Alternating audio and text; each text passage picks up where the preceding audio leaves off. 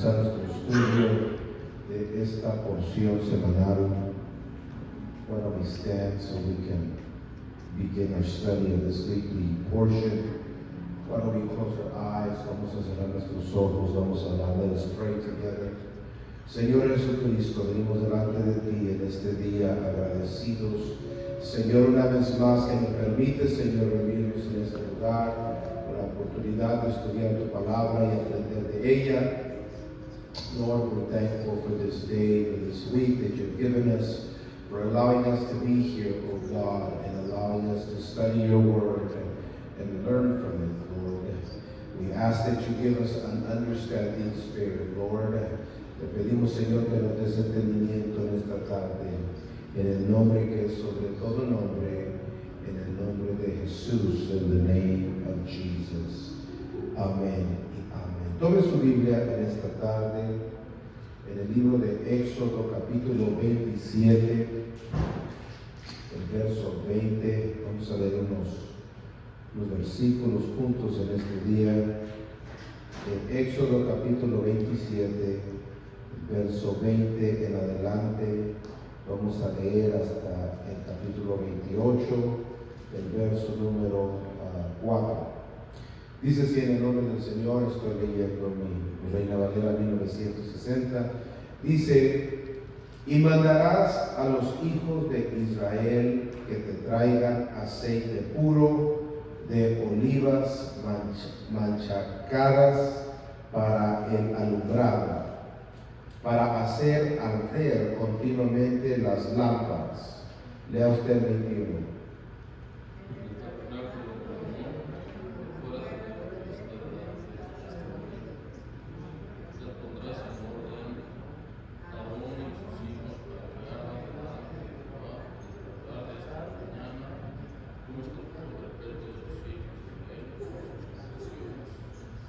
Dice: harás llegar delante de ti a Aarón tu hermano y a sus hijos contigo de entre los hijos de Israel, para que sean mis sacerdotes, a Aarón y a Nadab, Abiú, Eleazar y Itamar, hijos de Aarón. Lea el verso 2.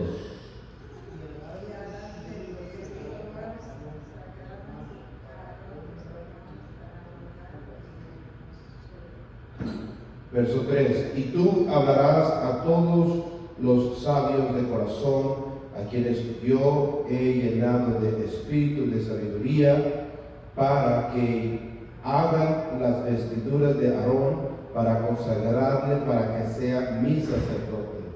Ya usted el 4.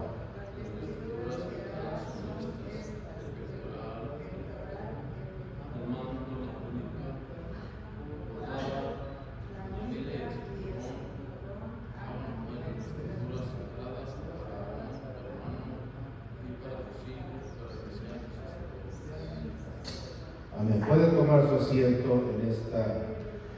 en esta tarde. Esta semana la porción se titula y mandarás, o en inglés You shall command, de Éxodo 27 a Éxodo capítulo 30. Estamos estudiando el libro de Éxodo. Ya estamos avanzados en el libro de Éxodo, y rápidamente es importante recordarnos que el libro de Éxodo toma lugares, o mejor dicho, puede ser dividido en dos secciones principales. La primera sección son los primeros 18 capítulos que hablan del Éxodo, la salida de Egipto, y la segunda porción es del capítulo 19 al capítulo 40, que habla del pacto en el monte Sinaí. Es importante recordar de que estamos leyendo este libro y Moisés nos está explicando lo que Dios le dijo que escribiera, y también nos está contando lo que sucedió con la gente que está saliendo de Éxodo. Recuerde, muy importante, que todos los israelitas, todos los hebreos no salieron de Egipto. Solamente como el 20%, aproximadamente $600,000, nos dicen los rabinos, 600,000 personas, nos dicen los rabinos, los sabios, salieron de Egipto. Pero con ellos salió una multitud que no era hebrea, 2.600.000 personas, en lo que nos dicen los rabinos, los sabios que salieron con ellos. Fue una multitud mezclada que salió de Egipto, Mesopotamia, hebreo, de diferentes tribus, etc. Y Moisés los llevó todos al monte Sinaí con el propósito de cumplir uno de los mandamientos, y era de adorar a Dios en el desierto, en una de las fiestas que conocemos hoy en día en nuestro español como la fiesta de Pentecostés, o la fiesta de las semanas, o en hebreo Shavuot, donde se encuentra la porción del libro de Éxodo que vamos a tratar el día de hoy. Todos han salido, todos han pasado por el río, cuando fueron bautizados, cuando pasaron por el río, han pasado pruebas y luchas. Dios ha tratado con Faraón, Dios ha tratado con el corazón duro. Ahora ellos se acercan para adorar a Dios. ¿Cómo se adora a Dios? Moisés nos dice que se adora a Dios obedeciendo, queriendo obedecer la palabra de Dios. Y estando en la montaña, en el monte Sinaí o monte Horeb, la Biblia nos dice de que Dios trata con Moisés y le comienza a dar lo que traducen a nuestro español como la ley. En hebreo significa instrucción, lo hablamos la vez pasada que hablé con ustedes, significa enseñanza, significa guianza.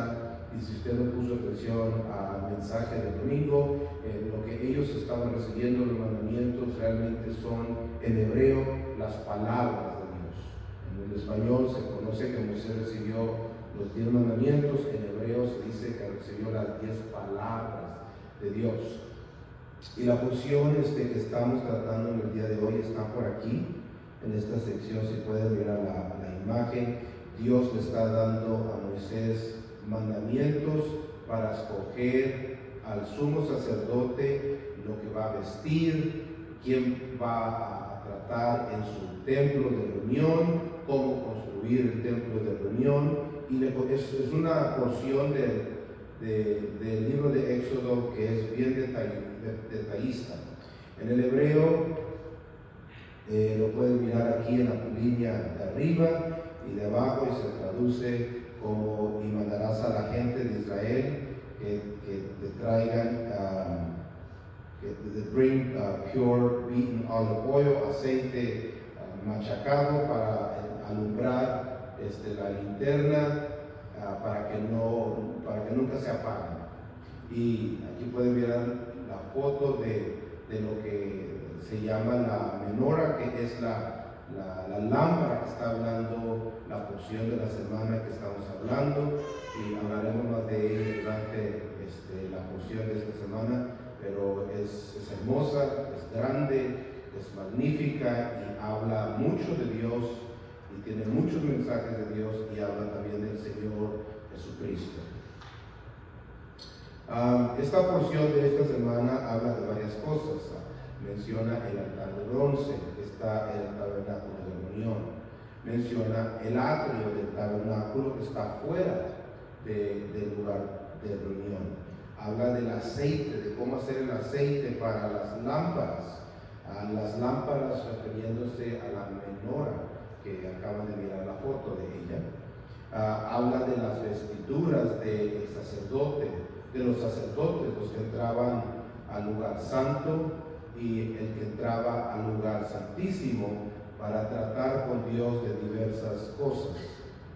También la porción nos habla de cómo Dios le dice a Moisés que debe de consagrar a su hermano biológico levita Aarón y a los hijos que han de venir de parte de Aarón, y cómo deben de ser santificados.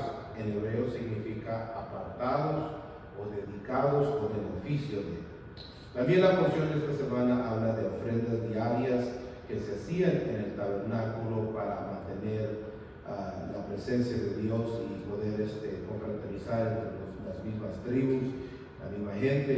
Y finalmente la porción de esta semana trata del altar del incenso que se encontraba antes del lugar santísimo, entre el lugar santo y el lugar santísimo, que todos hemos leído, que representan las oraciones de los santos, creo que en el libro de Apocalipsis.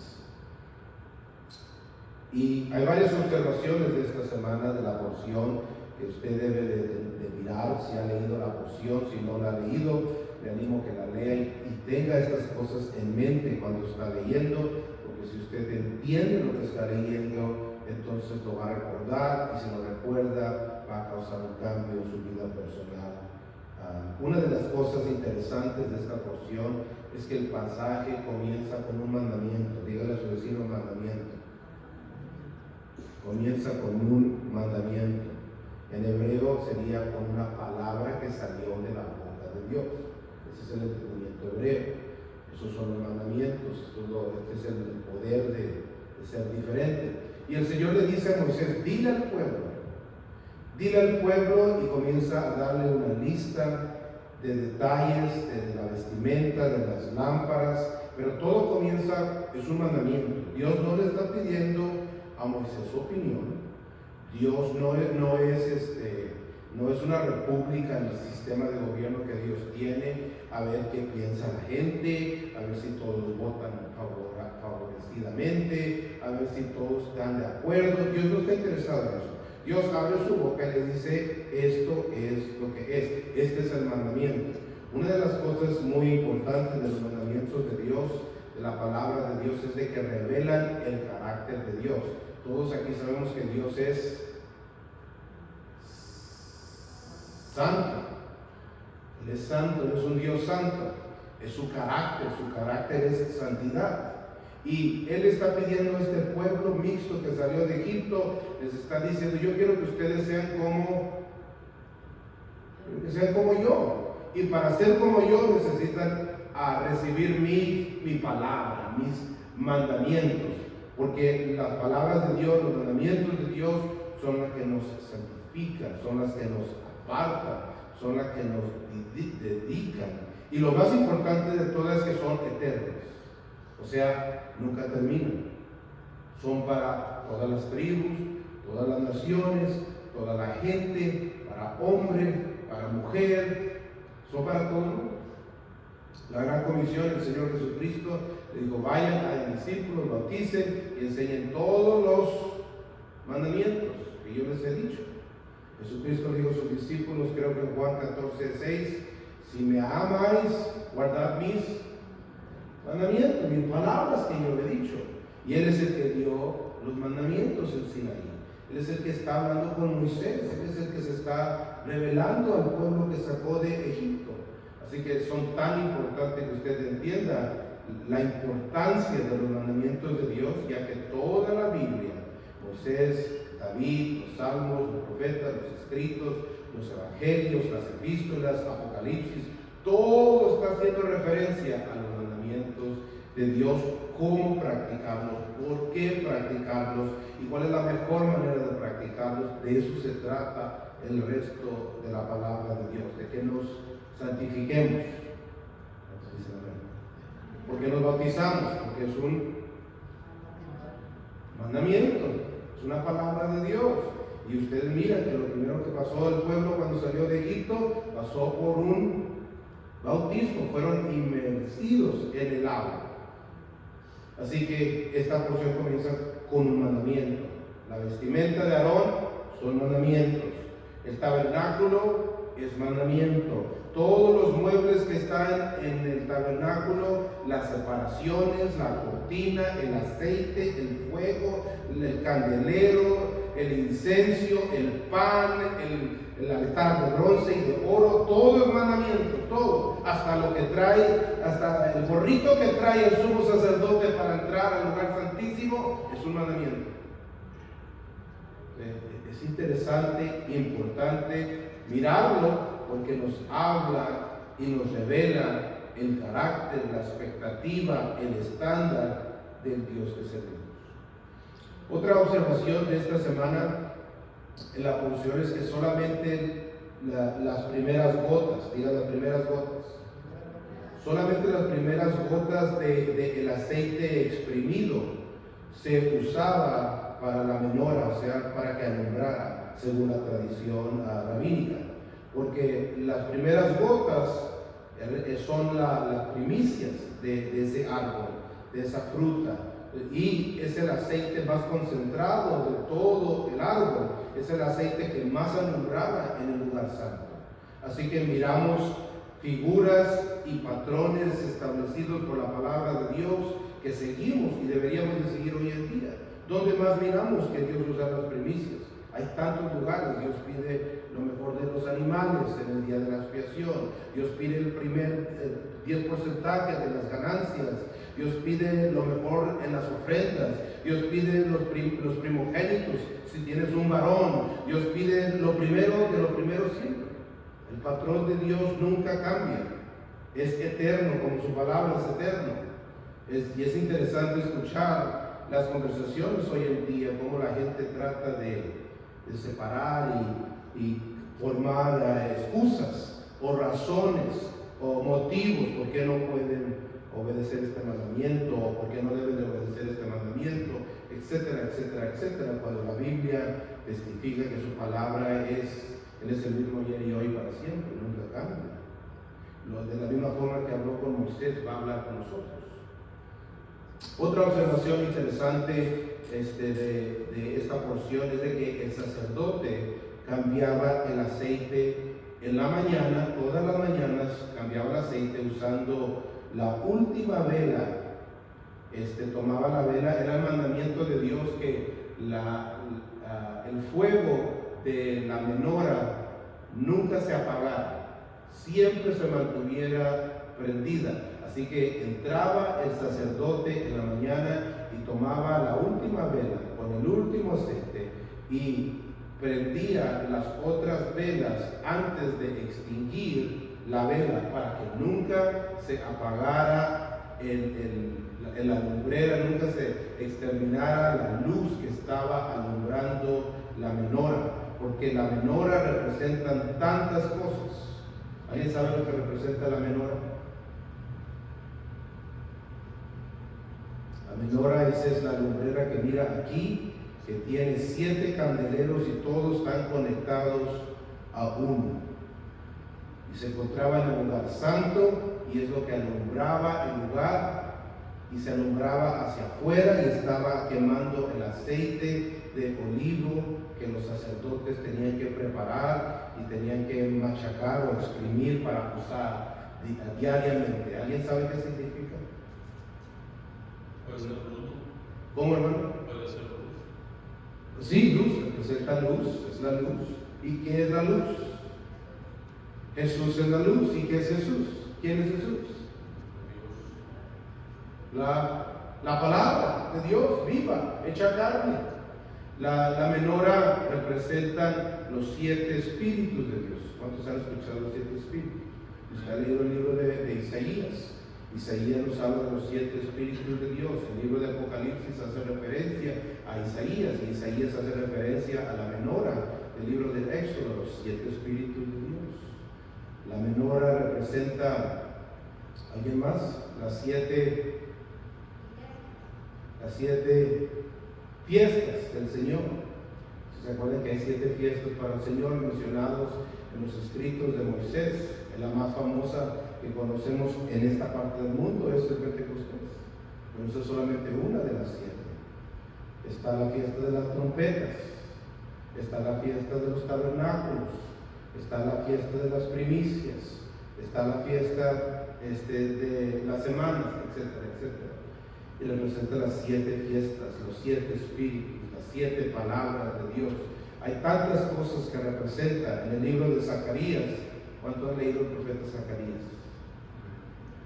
¿Se ha leído el profeta Zacarías? El profeta Zacarías dice que en su libro de que tuvo un sueño, y en ese sueño él miró la lumbrera, él miró una menora, y de la menora habían 2 árboles, y esos árboles estaban alimentando la menora y mantenían la lumbrera, la menora prendida. Y se despertó el profeta Zacarías preguntándose quién son esos 2 árboles. Algunos dicen, bueno, es Moisés y Elías. El libro de Apocalipsis dice que son los 2 testigos. A los estudiosos dicen de que son el reino del norte y el reino del sur. Judá y las 10 tribus, que alimentan y hablan de la palabra de Dios, de la venida del Mesías, de la venida del Señor Jesucristo, que es lo que representa la menorá.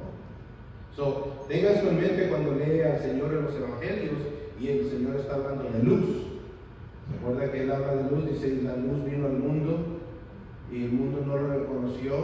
Y luego en otra porción del evangelio el Señor le dice a sus discípulos: sean la luz del mundo. Siempre que el Señor está hablando de luz, está hablando de la menorá, está hablando del tabernáculo, está hablando de los mandamientos, está hablando de la palabra de Dios, está hablando del aceite que se usaba, está hablando del servicio y la dedicación a Dios, etc. Es una observación muy interesante, que todas las mañanas se cambiaba el aceite. Otra observación de esta semana es que solamente la descendencia de Aarón, o sea, los levitas, podían usar la vestimenta sacerdotal. Moisés, el Señor le había mandado a Moisés cómo construir, cómo edificar, cómo tejer, mejor dicho, las vestimentas. Dios le había depositado un espíritu de sabiduría a ciertas personas y ellos habían preparado toda esta vestimenta para los sacerdotes que entraban al lugar santo y para el sumo sacerdote que entraba al lugar santísimo. En esta foto usted puede mirar una diferencia. En el lado izquierdo mío podemos mirar cómo se vestían los sacerdotes, los que entraban y comían el pan sin levadura, cambiaban el aceite de la menorá en las mañanas, cómo entraban los que quemaban el incienso. Y ellos usaban 4 diferentes tipos de ropa. Pues, número 1, usaban una larga camisa o túnica larga, blanca. Número 2, usaban pantalones cortos. Número 3, tenían un lino blanco que apuntaba hacia el turbán, hacia arriba. Y número 4, usaban en inglés le llaman un sash. Es como una túnica larga de arriba alrededor de la cintura, que medía aproximadamente 40 pies de largo. Esas eran las 4 cosas que el sacerdote que entraba al lugar santo tenía que tener. Y lo pueden mirar aquí en esta porción, cómo entraban ellos a servir el templo, a mantener los panes sin levadura, a mantener el aceite para que estuviera la menorá prendida, a mantener el altar de incienso, etcétera, etcétera. Pero había un sacerdote de sacerdotes, el sumo sacerdote. Y el sumo sacerdote tenía que usar estas 4 pedazos de vestimenta, pero tenía que agregarle más todavía. Tenía que agregarle un efod azul, púrpura, guindo, oro. Tenía que agregarle pectorales. Tenía que agregarle una túnica de lana azul. Y tenía que agregarle una diadema llamaríamos hoy en día como un gorro, enfrente, que tenía escrito santidad a Adonai, o santidad a Yod-Heh-Vah-Heh. Y si usted se acuerda de la prédica que predicamos hace unas semanas atrás, cuando Moisés se presentó delante del Señor, le dijo al Señor: quita las sandalias de tus pies, porque el lugar que pisas santo es. Y no vamos a regresar a describir qué significaba, pero aquí tiene al sumo sacerdote entrando al lugar santo sin zapatos, descalzo. Y tiene a los sacerdotes entrando al lugar santo a ocuparse de esas cosas también sin zapatos. Entraban al tabernáculo bien vestidos, de acuerdo a lo que Moisés había escrito, lo que Dios le había dicho, pero entraban sin chanclas, sin zapatos, usted sabe, sin calcetines, sin nada, sin medias, dicen los colombianos. Entraban sin nada, porque así lo había establecido el patrón de Dios. No podían entrar como ellos querían. No podían entrar como se les antojaba, sino que tenían que entrar vestidos de cierta forma. Una cosa interesante para notar es de que nadie, diga nadie en todo Israel, no importaba la tribu ni el rey, nadie podía usar la vestimenta del sumo sacerdote, solamente la descendencia de Aarón. El precio por la desobediencia es la muerte. El precio por quebrantar el mandamiento de Dios es... ¿Qué es quebrantar el mandamiento de Dios? ¿Alguien sabe? ¿Qué es quebrantar el mandamiento de Dios? ¿Cómo le llamamos a eso? Pecado, eso es pecado. Y eso te acerca o te aleja de Dios. Te separa de Dios. O sea, ya no sientes a Dios. Y es interesante que esta es la forma que nuestro Dios quiere que el sumo sacerdote y los levitas le sirvan en el templo. Algo muy interesante para notar, nos preguntó una hermana hace varios años atrás quién eran los 24 ancianos que se presentaban delante del Cordero que estaba sentado en el trono, mencionado en el libro de Apocalipsis. Y me tomó tiempo investigar hasta que por fin llegué al libro de Crónicas, creo que es el capítulo 24, donde menciona los 24 sacerdotes, como este blanco que usted mira aquí. 24 sacerdotes que hubieron tantos sacerdotes que en el segundo templo tomaron 24, todos los sacerdotes que entraban a servir el lugar santo, y los dividieron en 24 grupos y nombraron a cada grupo bajo el nombre de uno de los sacerdotes, y cada sacerdote, cada grupo de los 24 ancianos se encargaba del tabernáculo, creo que 2 semanas al año. Eran como turnos que tenían y estaban continuamente al tanto de la casa de Dios. Era como, podemos decir que eran como 24 familias y cada una se turnaba en limpiar, en traer el aceite para la menorá, en reemplazar los panes sin levadura, en mantener el incenso quemando con el aroma que llenaba el tabernáculo, etcétera, etcétera. Y es muy interesante eso, porque son mencionados en el libro de Apocalipsis y porque nos hablan de posiblemente cómo administrar la casa del Señor. ¿Cuántos dicen amén? Aquí miramos que el sumo sacerdote tenía el efod, tenía la túnica de lana azul y tenía la diadema o el gorro que decía Santidad a Jehová. 8 diferentes prendas o 8 diferentes ropa usaba el sumo sacerdote. ¿Alguien sabe por qué el número 8? Ya que nada en la palabra de Dios es accidental. ¿Por qué 8? ¿Qué significa 8? Porque a su vecino, ¿qué significa 8? What is the meaning of the number 8? Because a high priest has 8 different things. Quizás fue presentado Jesús a los 8 días. ¿Sí? Es una buena contestación. ¿Alguien más? ¿Por qué 8? Gracias, el hermano mencionó que eran presentados los niños al octavo día, eran circuncidados al octavo día.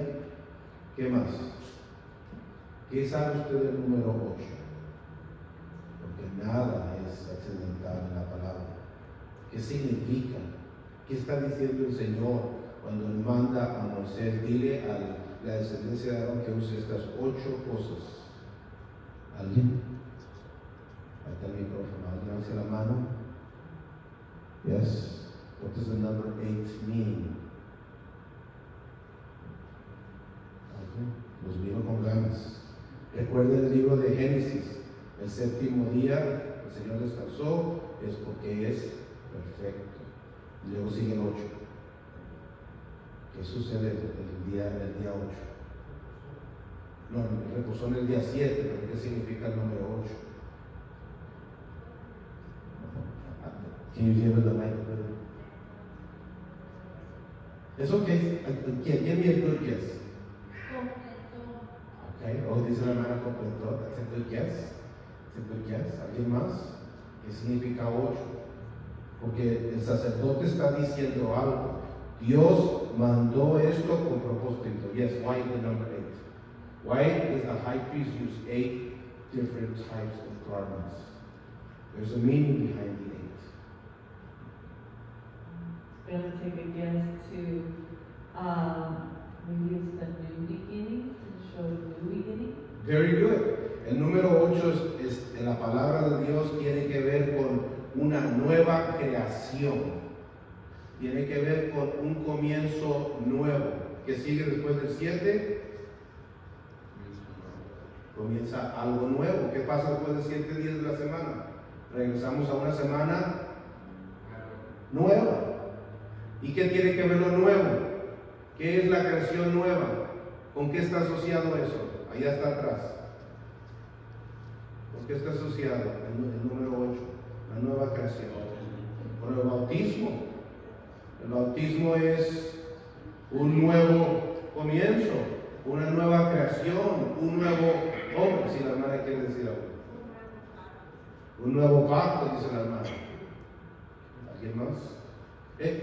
Es interesante notar, nada en la palabra de Dios es accidental. Vamos a seguir adelante por el tiempo.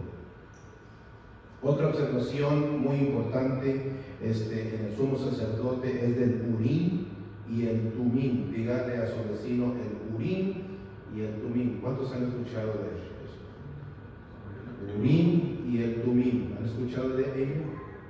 Era una parte de la vestimenta del sumo sacerdote. Aquí lo tienen en la foto.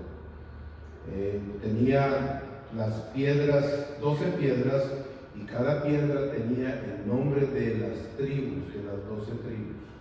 Y lo usaba el sumo sacerdote en la parte del frente. No se sabe exactamente cómo se miraba, pero los rabinos nos dicen que el sumo sacerdote entraba al lugar santísimo, y en el lugar santísimo no había luz. La menorá estaba en el lugar santo, pero en el lugar santísimo no había luz. La única luz que había es la luz que venía del arca del pacto.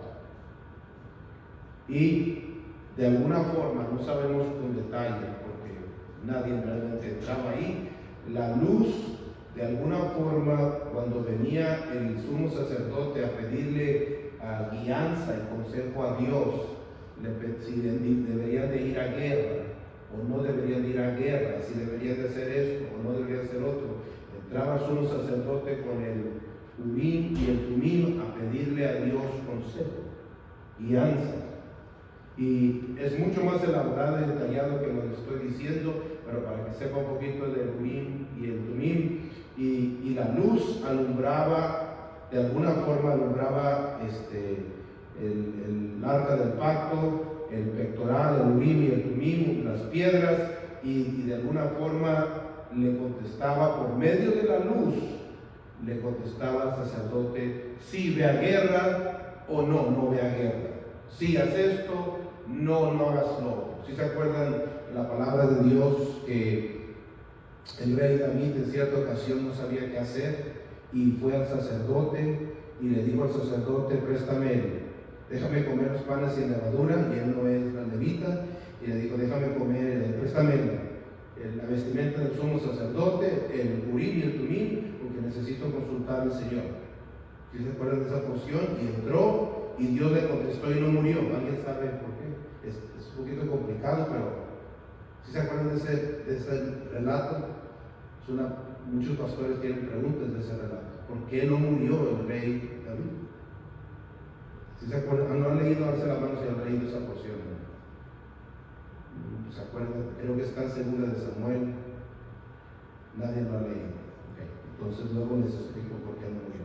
Pero ese era el Urim y el Tumim que el sumo sacerdote solamente tenía. En el Nuevo Testamento, el El Salmo 110, verso 4 nos dice, perdón, en el Antiguo Testamento nos dice, del Nuevo Testamento, juró Jehová y no se arrepentirá, tú eres sacerdote para siempre, según la orden de Melquisedec. Todos aquí yo creo que deberíamos de saber quién es Melquisedec. ¿Alguien sabe? ¿Quién es Melquisedec? Jesucristo. Es Jesucristo, dice el hermano. ¿Alguien más? Bueno, no somos sacerdotes. ¿Es un sacerdote? ¿Alguien? La Biblia nos dice que es un sacerdote sin padre y sin madre, que no tiene ni principio ni fin. Es un sacerdote eterno. El libro de Hebreos nos dice que es más elevado y más alto que el sacerdocio de Aarón. Incluso la Biblia nos dice que Abraham salió y le dio de su botín, sus diezmos a Melquisedec. Y David nos dice de que un día, en esta profecía que leímos, un día iba a venir un sacerdote, no un sacerdote levítico, porque el sacerdote levítico venía de otro hombre, y todos los hombres pecamos en Adán, pero un sacerdote más excelente, un sacerdote sin pecado, un sacerdote que no viniera de otro humano con pecado. ¿Y quién es ese? Jesucristo, el Mesías, el ungido, el Rey de Dios. Y el libro de Hebreos nos menciona de que el Señor Jesucristo es sacerdote según la orden de Melquisedec, más excelente, y entró como sumo sacerdote al tabernáculo, entró al lugar santísimo para traernos un nuevo ¿qué? Un nuevo comienzo. Me gusta esa frase, un nuevo comienzo. Es importante entender esto, porque lo que está hablando Moisés nunca termina, son mandamientos de Dios, nunca termina. El tabernáculo nunca termina, el sacerdocio nunca termina, los mandamientos nunca terminan. No están los levitas, pero estamos nosotros. No está Moisés, estamos nosotros. Y un día el Señor Jesucristo va a regresar. ¿A dónde va a regresar? ¿Alguien sabe, usted que estudia la Biblia? ¿A dónde va a regresar? Les voy a ayudar. Ya estoy terminando. ¿A dónde va a regresar? Porque todo el mundo piensa que va a venir a Houston. La gente piensa, los que están en El Paso piensan de que el Señor Jesucristo su primera parada va a ser en El Paso. Los que están en Nueva York dicen, no. Se va a parar en Nueva York primero. ¿Dónde dice la palabra de Dios que va a regresar? ¿Dónde?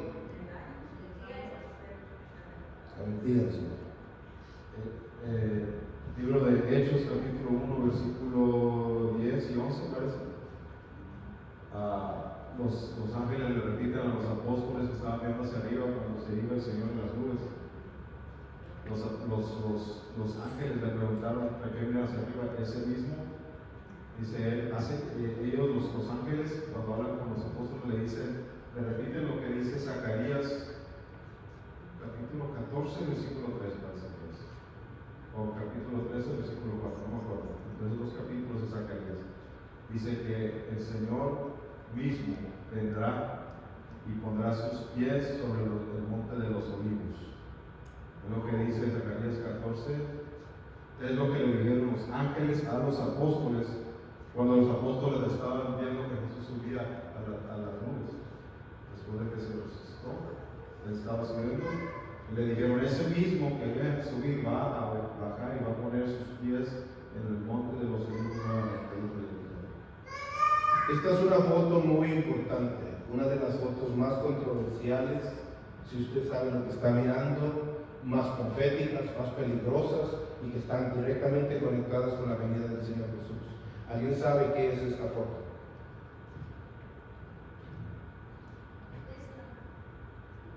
Sí tiene que ver con Islam, yes.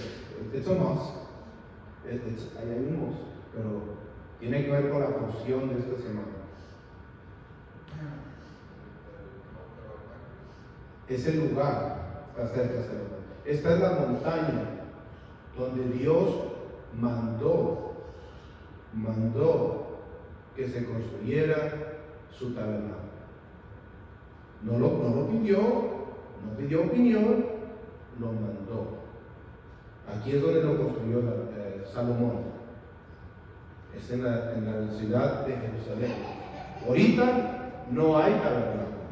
Ahorita está le llaman what is it called? Mezquita.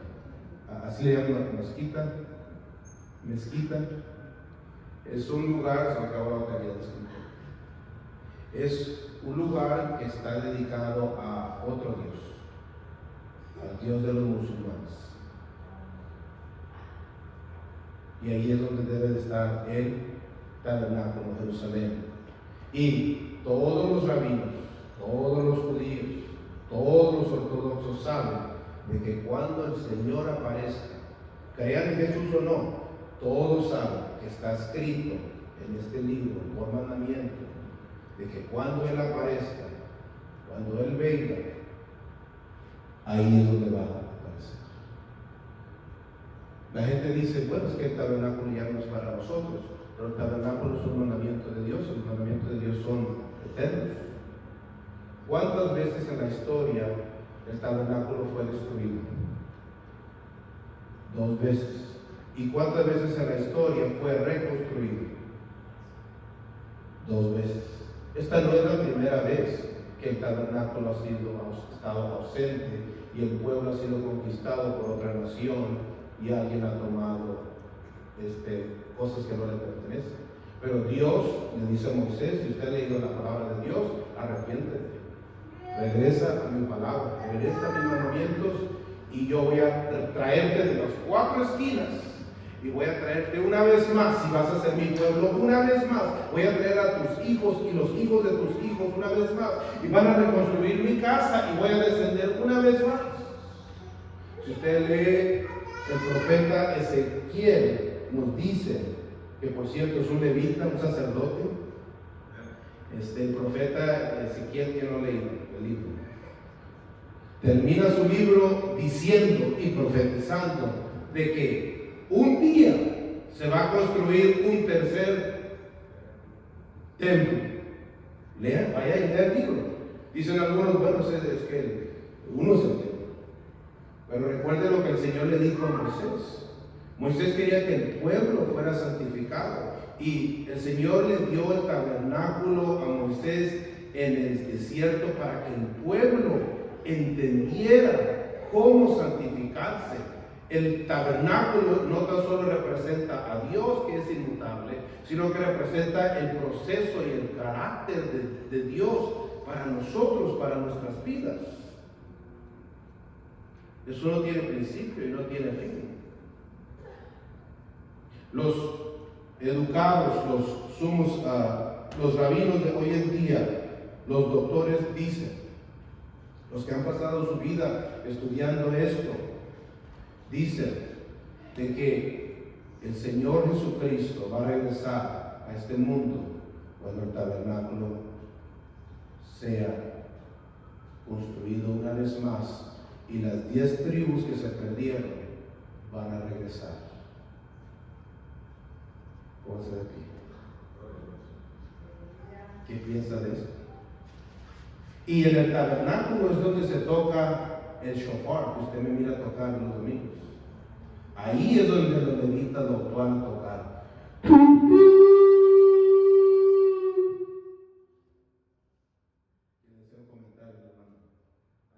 Ahí es cuando todos los que están en el exilio, que tocan el shofar, ya no van a tocar el shofar, porque entonces van a haber levitas, quienes son los que verdaderamente deben estar en el rol, en la posición de tocar ese shofar. Ahí es donde cada uno básicamente le va a donar el shofar a los levitas, que ellos vean si está apropiado para el uso del templo o no, porque cuando hay templo de nuevo, hay instrucciones que se deben de seguir en el templo, hay cosas que se deben de hacer como dice la palabra de Dios. Piensen esto, la mayoría de lo que Moisés escribió tiene que ver con el tabernáculo, la mayoría, es el tema principal. Todos los profetas los profetas escritos, porque habían profetas que no escribieron, como el profeta Elías no escribió, era un profeta oral, pero hubieron profetas escritores como Isaías, Jonás, Zacarías, y tenemos sus escritos aquí. Todos ellos eran levitas y sacerdotes que operaban y adoraban a Dios en el templo. Si usted lee los evangelios, el libro de Juan pone a Jesús en el templo, en las fiestas. Está escrito de una forma que si usted sabe las fiestas, el libro de Juan le está diciendo que cómo el Señor Jesucristo qué está haciendo en estas fiestas, cómo estas fiestas hablan de Él, son para Él, lo representan a Él, etc. Si usted lee el libro de Apocalipsis, la razón que no entiende la gente el libro de Apocalipsis es porque el libro de Apocalipsis está hablando del templo. ¿Dónde se sienta Dios en su trono? En el lugar santísimo. ¿Dónde están los 24 ancianos adorando al Señor, diciendo santo, santo, santo, santo? En el tabernáculo celestial. ¿Dónde se abre el rollo? En el templo. ¿Dónde está el libro de la vida? En el templo. ¿Sí está mirando? Póngase de pie, vamos a orar en esta tarde. Vamos a orar por nuestra ofrenda, nuestros diezmos, vamos a orar que el Señor nos lleve con bien. También quería anunciarles que este domingo, no el otro, el siguiente domingo, creo que es, si alguien puede ayudarme, creo que es marzo 3, el siguiente domingo, marzo 3, estará con nosotros